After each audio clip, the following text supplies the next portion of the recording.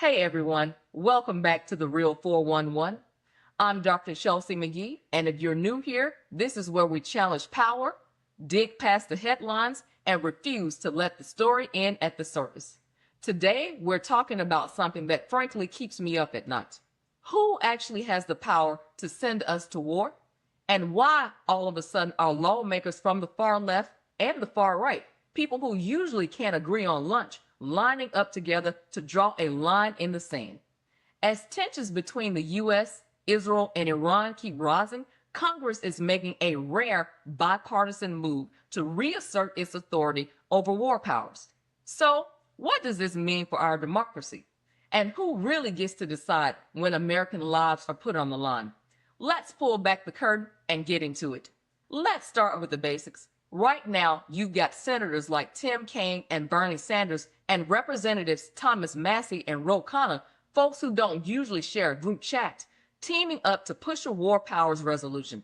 The idea, if the president wants to take military action against Iran, Congress has to sign off first. No more one-person show.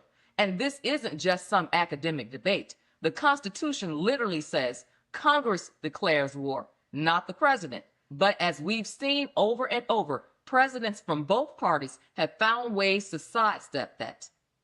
We talked about this in a previous episode. Executive emergency powers get stretched until they are basically unrecognizable. I always think of it like medicine.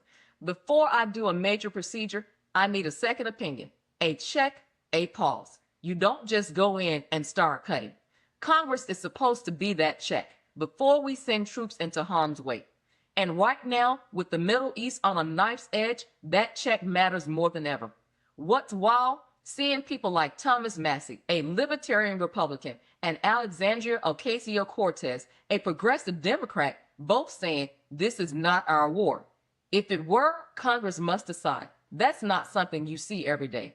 And honestly, it's a sign that maybe, just maybe, some folks in Washington are remembering what their job actually is.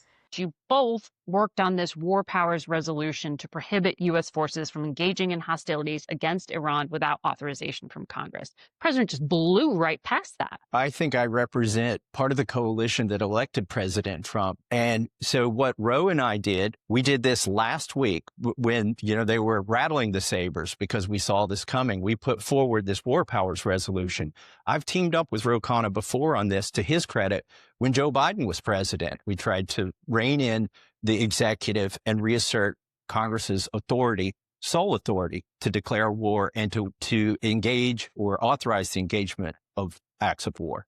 Something we talked to other lawmakers about as well in the Senate. I know there's efforts to support you, but the Speaker of the House, who is from your own party, has really rejected this. He says the Article 1 power of Congress really allows for the president to do this. It was a limited, necessary, targeted strike, he says.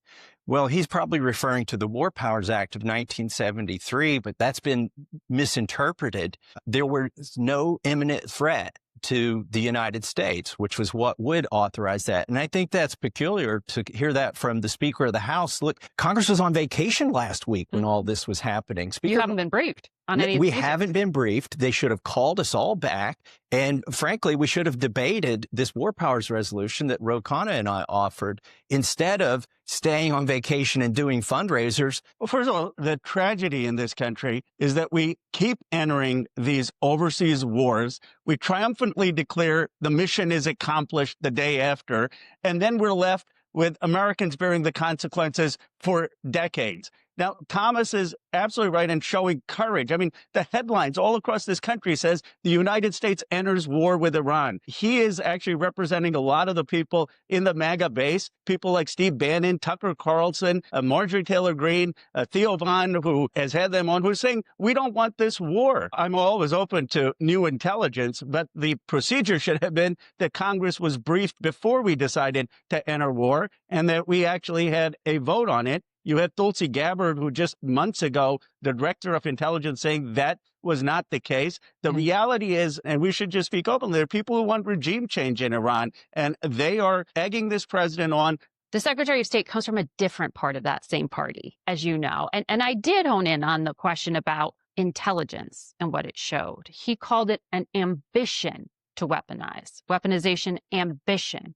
That's different than they're making a nuclear weapon. But are you open to intelligence and persuasion here? I'm open as well. But look, in the first Iraq war, the second Iraq war, and the war in Afghanistan, Congress first got the briefings. Congress met and debated. It should have been declarations of war, but at least they did an authorization of use of military force. We haven't had that. This has been turned upside down, this process. Well, you heard from Mitch McConnell, the former Republican leader, the senator, say it was a bad week for the isolationists. He was talking about Tucker Carlson and he was talking about Steve Bannon. Do you think that the president is making a choice here, or is he trying to have it both ways? Both saying, I'm going to please the hawks of the party by bombing, but then I'm going to say I want a peace deal and make the isolationists happy by saying, I'm not committing to anything more than one and done. Well, I'll concede this. It was a good week for the neocons in the military-industrial complex who want war all the time. I wouldn't call my side of the MAGA base isolationists. We are exhausted. We are tired from all of these wars, and we're non-interventionists. I mean, this was one of the promises. Well, somebody was persuasive. AIPAC is very persuasive. For instance, the Israeli lobby in Congress. If you look at my colleagues' feeds now, they all look the same. They're all tweeting the same message that we've got to support Israel and we've got to do this. When you say the pro-Israel lobby, AIPAC, do you see a difference between Israel's interests and American interests? Absolutely. I mean, look, Iran, the reality is they don't have a missile that can reach the United States. They're not near to getting a missile that can reach the United States. Well, first, let me just say that it's a totally unfair smear to call people isolationists, the vast majority of Americans who don't want more war and want diplomacy. Diplomacy and engagement is not isolationism. But I think the bottom line is, what have we achieved here? We're going to push Iran to now be like Pakistan or North Korea, go in and try to develop a nuclear bomb covertly. We have put more American troops at risk. We're going to spend more resources going and getting more entrenched in the Middle East. And we've created a generation of hate. It's like, can this country learn? Yeah. We keep voting for people for president who say we're not going to get into war, and then they keep getting pushed by the Washington belt. But of course, nothing in D.C. is ever that simple. Even with this rare moment of unity, there are deep rifts, both within and between the parties. You've got progressives like AOC and Rashida Tlaib signing on. But Republicans like Mike Lawler say, if AOC and Massey are a yes, that's a good bet, I'll be a no. For some, it's about standing with Israel no matter what. For others, it's about not getting dragged into another endless war. And then there's the drama. Oh, the drama. Did you catch the White House picnic fiasco? Trump supposedly disinvited Senator Rand Paul and Representative Massey from the annual congressional picnic because they opposed his big, beautiful bill. Then after public backlash, the invites were back on. It's comical, almost. But it says a lot about how personal and petty these power struggles can get. If you break with your party or the president, you risk being iced out, losing committee spots, even facing a primary challenge. Just look at Massey. After he defied Trump, there were whispers about challengers lining up in Kentucky. So when lawmakers cross party lines on something as big as war powers, they're not just making a policy statement. They're taking a real risk. And it makes you wonder, how much of what happens in Congress is about principle? And how much is about loyalty or survival? I might be wrong, but sometimes it feels like the latter wins way too often.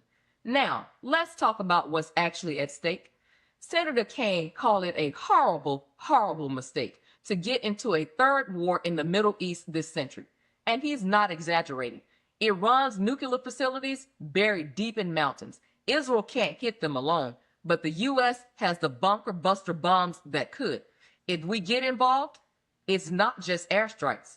It's risking U.S. service members, destabilizing the whole region, and opening a Pandora's box.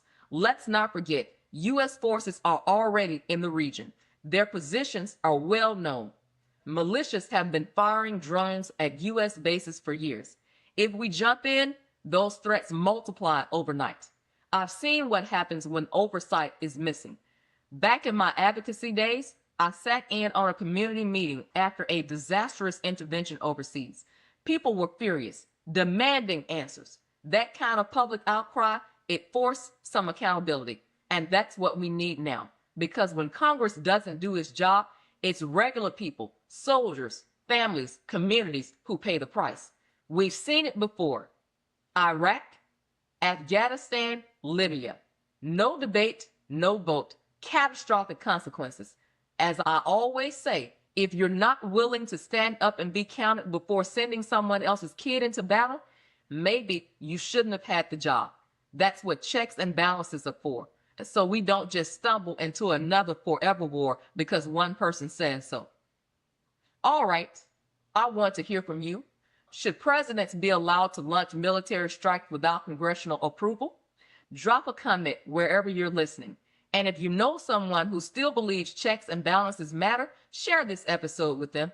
Don't forget to subscribe and hit that bell, because when the next war vote happens, you will want the real 411 first. Follow me on Substack and Instagram for exclusive insights, behind the scenes updates, and real time reactions. Because as always, the story is never just the headline. I'm Dr. 𝐶𝐨𝐧'𝐭, and I'll see you next time.